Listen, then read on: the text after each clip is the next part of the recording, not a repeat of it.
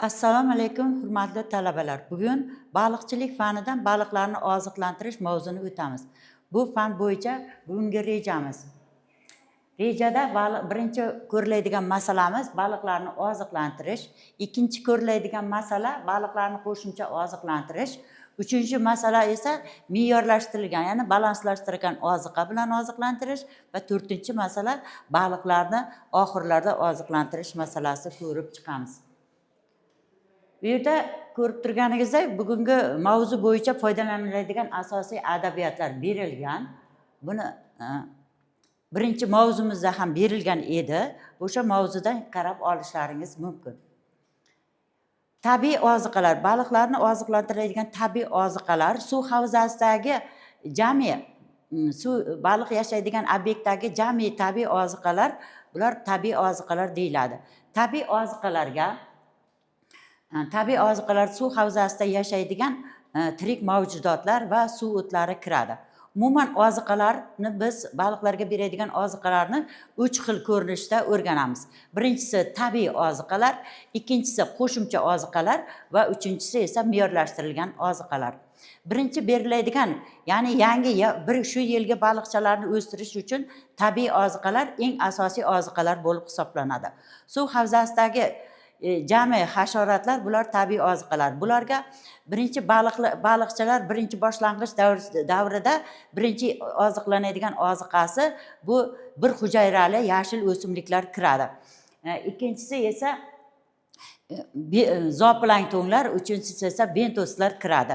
Tabiiy oziqalarga bir hujayrali suv o'tlari, bular baliqchalarni birinchi boshlang'ich davrda, malikchalik davrida, ya'ni 10 kunlikdan 20 kunlikkacha bo'lgan davrida tabiiy oziqalarga bir hujayrali suv o'tlari, keyin suvdagi bakteriyalar, dafniyaning bolalari, bular baliqchalar uchun tabiiy oziqa hisoblanadi. Undan tashqari suv havzasida juda ko'plab bir hujayrali suv o'simliklari mavjud bo'lib, bular baliqlar uchun boshlang'ich davrida eng to'yimli va sifatli oziqa hisoblanadi. Ya'ni baliqchalarning organizmini vitaminlarga to'ydirish uchun, kalsiyga, fosforga to'ydirish uchun bir hujayrali suv o'simliklarining ahamiyati juda katta. Bu mana bu yerda ko'rib turishingiz mumkin. Oxirgi vaqtlarda tabiiy holda laboratoriya sharoitida xlorella o'simliklari, endogenum cladiflora o'simliklari o'stirilib, baliqlar uchun tabiiy oziqalar yaratilmoqda. Tabiiy oziqalar ya'ni tirik bo'lgan va tirik bo'lmagan oziqalarga bo'linadi.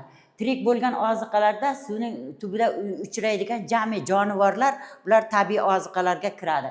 Jonivorlarga masalan baliqchalarning birinchi oziqlanadigan oziqasi kvorotkalarning mayda kvorotkalar bo'lib hisoblanadi. Undan keyin asta-sekinlik bilan katta hasharotlarga o'tib boradi. Zooplanktonlarga, bentoslarga o'tib boshlaydi. Zooplanktonlarga biz dafniyalarni, mana bu joyda ko'rinib turibdi, dafniyalarda, shoxdor mo'ylablarda, qisqichbaqa simonlarda, undan tashqari kvorotkalarda va boshqa bakteriyalarda biz tabiiy oziqalar sifatida baliqlarga o'rganamiz va bular boshlang'ich may oyida bu oziqalar bilan to'yib oziqlansa, sifatli chavoqchalarga erishamiz. Suvdagi yana bulardan tashqari suv o'simliklari o'stiriladi. Suv osti o'simliklari, yumshoq suv o'simliklari, bular oq amur baliqlari, kar baliqlari bilan hamisha polikultura asosida boqiladi. Do'ngpeshona, chipor do'ngpeshona, oq amur baliqlari uchun suv osti yumshoq o'simliklari bu yaxshi oziqa hisoblanadi. Yumshoq suv osti o'simliklari ham tabiiy holda o'rchitilib, baliqlar kiritilmasdan oldin suv osti o'simliklar baliqshunos tomonidan havzalarga kiritiladi. Ulardan tashqari biz suv havzasidagi tabiiy oziqalarning me'yori may-iyun oyida yuqori bo'lib, iyun oyining oxiriga kelib kamayib boshlaydi. Chunki baliqchalarimiz to'xtovsiz oziqlanish hisobiga suv havzasidagi tabiiy hasharotlarning miqdori kamayib beradi. Ana shunda har 10 kunda biz tabiiy oziqalarning miqdorini laboratoriya sharoitida aniqlab, suv havzasidagi tabiiy miqdorning kamayishi hisobiga biz qo'shimcha oziqani havzlarga kiritib boshlaymiz. Qo'shimcha oziqalar deb biz bahorda bozorlarda sotiladigan donli oziqalar va har xil korxonalarning oshxona chiqindilarini biz qo'shimcha oziqa sifatida havuzlarga kiritib boshlaymiz. Qo'shimcha oziqalarni tanlashda shunday tanlashimiz kerak bo'ladiki, tanlaganimizda qo'shimcha oziqalarni biz yil mavsumida hamisha tanlash imkoniyatiga ega bo'lishimiz kerak. Ya'ni qo'shimcha oziqani tanlaganimizda baliqlar suyib iste'mol qilinadigan bo'lishi kerak. Yana qo'shimcha oziqaning turlarini tanlaganimizda baliqchalarimizning og'zining kattaligi, vazniga qarab biz havuzga kiritib boshlaymiz. Undan tashqari qo'shimcha oziqa sifatida turli xil o'simliklardan ham kiritishimiz mumkin. Bu o'simliklar manbai sifatida yashil o'tlar, barglar, bedalar, mevalar, dukkakli o'simliklarning poyalari bu yashil o'simliklar hisobiga o'tadi. Yana undan tashqari o'sha donli oziqalarning urug'lari ham bu o'simliklarning tarkibida havuzga kiritishimiz mumkin. Suv o'tlaridan suvli o'tlardan riyashka, pisiya va boshaqli donlarni bularni baliqshunos tomonidan suvning ostiga chiqarib qo'shimcha oziqalarning turi ikki xil shaklda beriladi. Quruq oziqalar va ho'l oziqalarga bo'linib biz havuzga kiritamiz. Quruq oziqalarga bular donli oziqalar hisoblanib, donli oziqalarga kunjara, boshaqli, bug'doylar, guruchning sechkalari bular hammasi boshaqli quruq oziqalarga kiradi. Ho'l oziqalarga esa hayvonlarning qon uni, pivo zavodining chiqindilari, oshxonalarning chiqindilari barisi hammasi bular ho'l oziqalarga kiradi. Undan tashqari havuzga kiritiladigan quruq donli oziqalar oziqaning 10% tashkil qilsa, ho'l oziqalar esa 30% tashkil qilish kerak. Donli oziqalarga nisbatan ho'l oziqalar baliqning organizmida tez hazm bo'lib, ular ho'l oziqalarni suyib iste'mol qiladilar. Masalan, qoramollarda yegan oziqasi 5 soatga hazm bo'lsa, baliqlarda suvning haroratiga qarab 8 soatda hazm bo'ladi. Chunki baliqlarda oziqaning hazm bo'lishiga suvning harorati katta ta'sir qiladi. Baliqlarni yaxshi iste'mol qilishi uchun suvning harorati 22 gradusdan 26 gradus bo'lsa, baliqlarning ishtahasi yuqori bo'ladi.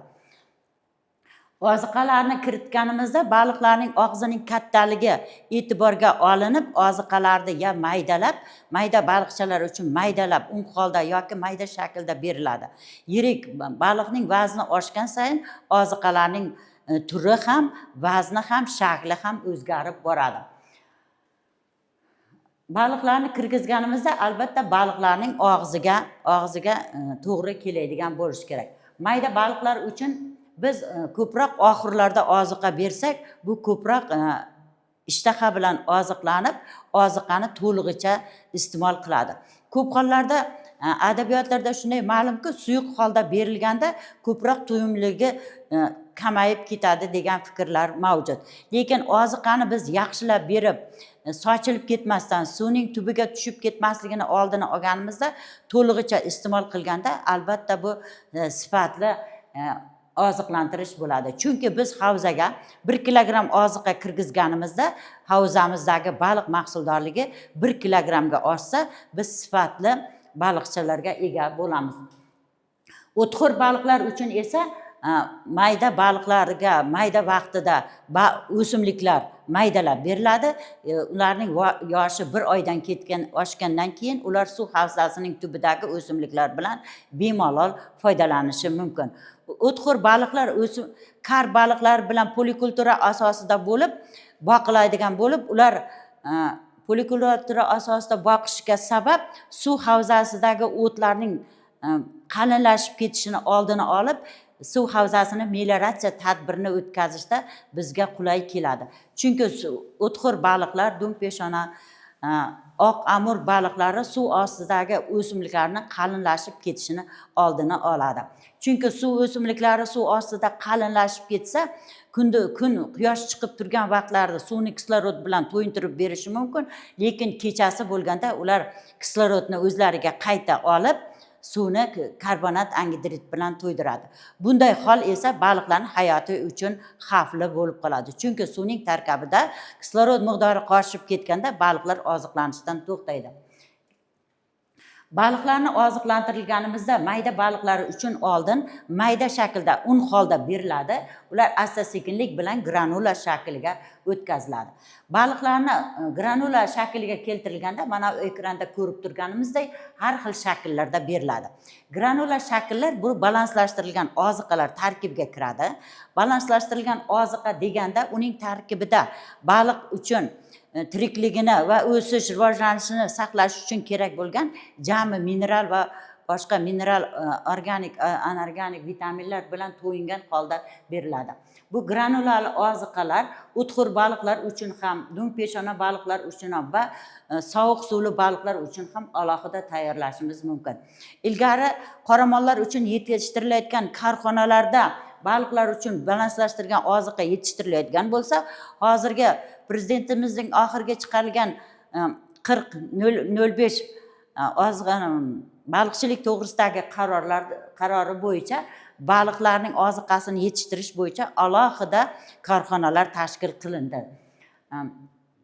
Baliqlarni qo'shimcha oziqlantirish kiritishda biz albatta baliqning organizmiga kerak bo'ladigan to'yimli moddalarga bo'lgan talabiga qarab qo'shimcha oziqlantirishni kirgizib boshlaymiz. Oziqalarni qo'shimcha oziqlarni keltirish vaqtimizda ularning tarkibidagi barcha mineral moddalar tahlil qilinib 4 koeffitsiyentga kirgizayotgan oziqamizni to'yimligini 4 oziqa koeffitsiyentiga tenglashtirib kirgizamiz. Oziqalarni to'yimliga e'tibor berganimizda baliqlar uchun suvdagi meshak, alyumin, bor, kobalt, brom, frot, mis, marganez, yod, xrom, temir va boshqa vitaminlar hammasi oziqalarning tarkibida bo'lishi shart. Keyingisiga o'tkazing. Oziqalarni biz merlashtirilgan oziqalarni havuzga kirgizganimizda umuman baliqchilikda havuz baliqchiligida biz baliq boqqanimizda 3 xil usulda boqiladi. Baliqlarni ekstensiv ravishda o'stirish, baliqlarni yarim intensiv usulda o'stirish, baliqlarni esa intensiv usulda o'stirish. Baliqlarni ekstensiv ravishda o'stirish bu eski an'anaviy usul bo'lib, tabiiy havzalarga bir kunda 2 marta oziqa kiritilib, ko'proq tabiiy oziqalardan foydalanish nazarda tutiladi. Ekstensiv havzalarda hech qanday naslchilik ishlari, seleksiya tadbirlari o'tkazilmaydi. Baliqlarni yarim intensiv ravishda o'stirishda esa baliqlardagi naslchilik tadbirlari tashkil qilinib, ota-ona galasi tashkil qilinib, yarim texnologiya kiritilgan xo'jaliklar bu yarim intensiv xo'jaliklar deyiladi. Baliqlarni intensiv o'stirish usuli esa oxirgi vaqtda baliqchilikka e'tibor oshganligi tufayli juda ko'p havzalarimizda, ko'l, suv omborlarimizda intensiv ravishda baliqlar yetishtirilmoqda. Intensiv ravishda baliqlar tabiiy havzalarda, baliqchilik xo'jaliklarida ham 0,5 gektardan 1 gektarcha bo'lgan havuzlarni tig'iz ravishda innovatsion texnologiyalar kiritish asosida baliqlarni o'stirish jadal rivojlanib bormoqda. Intensiv ravishda rivojlantirish deganda biz masalan 1 gektar havuzaga biz 3000 ta baliq solishning o'rniga 1 gektarda 10 tagacha baliq solinib, u yerga oziqa tarqatgich, granulali oziqa tarqatgichlar o'rnatilib, granulali oziqalarni tarqatgich apparatlari o'rnatilib, ulardan granular oziqalardan foydalanib jadal usulda o'stirish nazarda tutiladi. Endi mana bu oxirgi vaqtda bu mana shu Xitoydan keltirilgan elektron oziqa tarqatgichlar oxirgi vaqtda hamma intensiv havzalarimizda qo'llanilmoqda. 0,5 gektarlik intensiv havzalarga 2 ta oziqa tarqatgich o'rnatilib, 2 ta aerator qo'yilganda bemalol 30 tagacha tig'izlikda baliq o'stirish imkoniyatiga ega bo'lamiz. Oziqa tarqatgichlar 10 kishi bajaradigan ishlarni bir o'zi kun mobaynida bajara oladi. Bular oziqa tarqatgichlarining ichiga solinadigan oziqa havzadagi baliqning zichligi va ularning tirik vazni, hajmiga qarab balanslashtirib solinadi. Bular beriladigan oziqa, kun mobaynida beriladigan oziqa reja asosida kun tartibi bo'yicha me'yorlarga bo'linib, bu oziqa tarqatgichda shunday elektron kompyuterlar o'rnatilganki, kun me'yorida agar 6 marta beriladigan bo'lsa, kompyuterda o'sha 6 marta belgilab qo'yiladi va o'sha beriladigan oziqaning suvning haroratini ilishiga qarab me'yorlashtirib beriladi. Masalan, erta tongda 25% beriladigan bo'lsa, obedda 50%.